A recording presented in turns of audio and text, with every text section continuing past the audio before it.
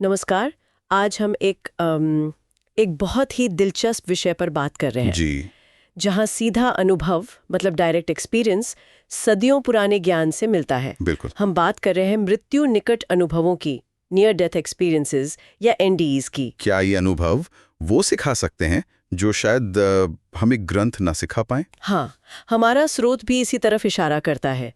एक संवाद है जहां पारंपरिक आध्यात्मिक पढ़ाई और एनडीईज से मिले सीधे ज्ञान की तुलना की गई है। और हमारा मकसद यही समझना है कि कैसे ये एनडीज शायद शास्त्रों से भी ज्यादा तेज या एक अलग तरह का रास्ता हो सकते हैं कुछ आध्यात्मिक सच जानने का। बिल्कुल, एक अनोखा रास्ता। ये बात ही सोचने वाली है। स्रोत में एक बात कही गई है कि कभी-कभी उपनिषद या गीता जैसे ग्रंथ पढ़ते हुए भी एक दोहराव सा लगता है, थोड़ी बोरियत। ऐसा क्यों लगा लेखक को? हाँ, लेखक का अपना अनुभव है कि एक समय बाद लगता है कि ये चीजें जानी पहचानी है, मतलब सार पता है। अच्छा, लेकिन इसके बिल्कुल उलट जब वो एनडीई या एलबीएल यानी लाइफ बिटवीन लाइव्स के मामलों को देखते हैं तो एक अलग ही ताजगी महसूस होती है, एक अलर्टनेस। हाँ हर केस जैसे कोई नया रहस्य खोल रहा हो, कुछ अनजाना सा। हाँ, मतलब एक तरफ स्थापित ज्ञान है, प्रिडिक्टेबल, और दूसरी तरफ अज्ञात का सामना, एकदम नया। सही। इसी से जुड़ा स्रोत में एक नॉर्थ कैरोलिना की महिला के एनडीई का जिक्र है। वो शायद इस फर्क को अच्छे से दिखाता है। हाँ, वो केस बहुत प्रभावशाली है। एक महिला थी जिन्होंने आत्महत्या की कोशिश में खुद को गोली मार ली थी ओह, और उसके बाद उनका एक स्पॉन्टेनियस एनडीई हुआ। और सबसे कमाल की बात यह कि बिना किसी आध्यात्मिक बैकग्राउंड के उनकी सबसे पहली और गहरी रियलाइजेशन थी, मैं ये शरीर नहीं हूं। अरे, ये तो बिल्कुल वही बात है जो कृष्ण ने अर्जुन से कही थी। जी हाँ, भगवत गीता का सार। पर यहाँ ये ज्ञान किसी किताब से नहीं, सीधे अनुभव से आया। और क्या हुआ उस अनुभव में?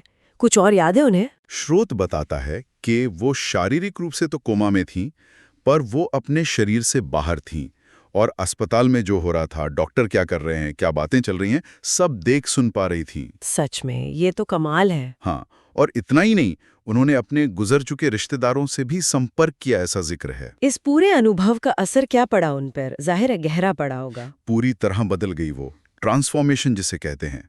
मौत का डर बिल्कुल खत्म हो गया। इतनी गंभीर चोट के बाद भी? हाँ, इतनी बड़ी घटना के बावजूद जीवन में एक नया आनंद, एक नई उमंग आ गई, एक उद्देश्य मिल गया जैसे। तो फिर इस तरह के अनुभवों को देखते हुए स्रोत एनडीई को किस तरह देखता है, एक रास्ते के तौर पर? लेखक बहुत जोर देकर कहते हैं कि एनडीई चाहे वो अपने आप हो जाए या फिर शायद गहरे ध्यान या समाधि या शवासन जैसी किसी अवस्था में अनुभव हो, ये मन को बदलने का और शायद कई जन्मों के इस चक्कर से निकलने का सबसे शक्तिशाली तरीका हो सकता है। शक्तिशाली क्यों? क्योंकि ये सिर्फ किताबी ज्ञान नहीं है, ये एकदम पर्सनल है। बिल्कुल, क्योंकि ये सिर्फ बुद्धि का खेल नहीं है। स्रोत कहता है ये सत्य का साक्षी होना है, खुद अनुभव करना। अच्छा। शास्त्र तो इशारा कर सकते हैं, रास्ता दिखा सकते हैं, पर एनडीई आपको वो सच सीधे दिखा देता है। ये बहुत बड़ी बात है। हाँ, और ये अनुभव सिर्फ चेतना के बारे में ही नहीं बताता, बल्कि अनासक्ति जैसी चीजों को समझने का भी एक नया नजरिया देता है। अनासक्ति, डिटैचमेंट, उससे कैसे जोड़ा है एनडीए से? कोई उदाहरण है? जी, एक बहुत ही अच्छा रूपक, एक मेटाफर दिया है स्रोत में, बैंक खाते का। बैंक खाते का? वो कैसे? हाँ, सोचिए, अनासक्त होना कैसा है? ये ऐसा है जैसे आप अपने बैंक खाते का लॉगिन पासवर्ड भूल जाएं। अच्छा, पासवर्ड भूल जाना? हाँ, आप ये भूल जाएं कि ये मेरा खाता है, इसमें मेरा पैसा है।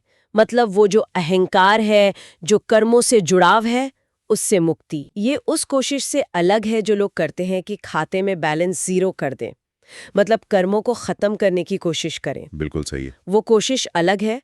जब तक पासवर्ड याद है, आप लॉगिन करते रहेंगे, देखते रहेंगे मेरा कितना है, और उसका बोझ रहेगा। हाँ, ये तो है। पर अगर पासवर्ड ही भूल गए तो पैसा भले ही खाते में हो, आप दावा नहीं कर सकते आप उसके मालिक नहीं रहे, बोझ खत्म। वाह। स्रोत के मुताबिक शायद यही निष्काम कर्म है, अहंकार से मुक्ति, वो पासवर्ड भूल जाने की आजादी। तो कुल मिलाकर आज की ये चर्चा हमें ये दिखा रही है कि एनडीज सिर्फ कोई अजीब अनुभव नहीं है, बल्कि ये आध्यात्मिक समझ का एक बहुत गहरा, बदलने वाला रास्ता खोल सकते हैं। निश्चित रूप से। कभी-कभी ये मैं शरीर नहीं हूं जैसा सीधा पर्सनल अनुभव देकर पारंपरिक पढ़ाई से शायद आगे भी निकल जाते हैं। हाँ, ऐसा कहा जा सकता है।